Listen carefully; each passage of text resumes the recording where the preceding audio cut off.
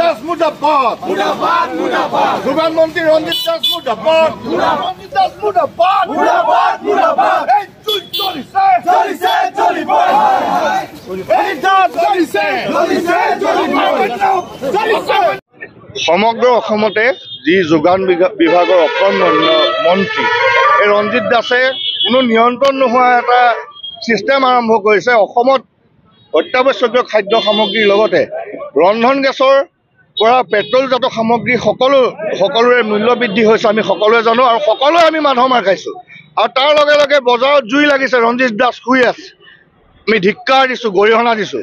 আৰু তাতোতকৈ ডাঙৰ কথা, জীৱনদায়িনী যি ঔষধ, এই ঔষধৰ আকাশলংঘী মূল্য বৃদ্ধিয়ে আমাৰ সাধাৰণ জনতাক কোঙা কৰি পেলাইছে।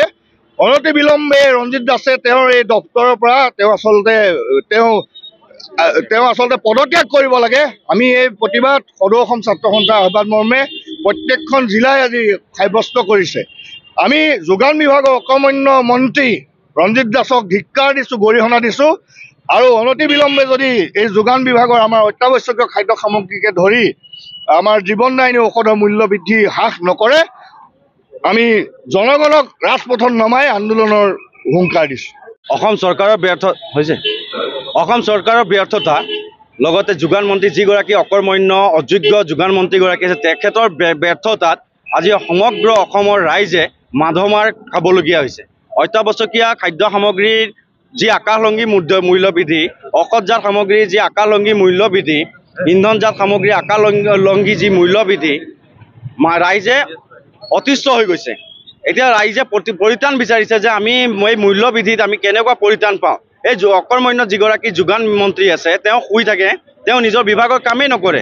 সেইকাৰণে এচাম দুষ্ট চক্ৰই দৈনন্দিন যি আমাৰ অত্যাৱশ্যকীয় খাদ্য সামগ্ৰী লাগে, আলু পিঁয়াজকে শাক পাচলিকে ধৰি এইবিলাক মূল্য বৃদ্ধি তেওঁ ৰোধ কৰিব পৰা নাই। আজি সদৌ অসম ছাত্ৰ সন্থাৰ আহ্বান মৰ্মে আজি সদৌ বিশ্বনাথ জিলা ছাত্ৰ সন্থাই আমি বিশ্বনাথ চাৰিআলি শ্বহীদ ভৱনৰ সন্মুখত যোগান মন্ত্ৰী প্ৰতিকৃতি দাহ কৰিছোঁ। আৰু আমি এটা কথা স্পষ্ট কৰি দিব বিচাৰিছোঁ, দাবী জনাইছোঁ যে অনতি বিলম্বে যে অত্যাৱশ্যকীয় খাদ্য সামগ্ৰীৰ মূল্য বৃদ্ধি, যি ঔষধজাত সামগ্ৰীৰ মূল্য বৃদ্ধি, ইন্ধনজাত সামগ্ৰীৰ মূল্য বৃদ্ধি ৰোধ কৰিব লাগে।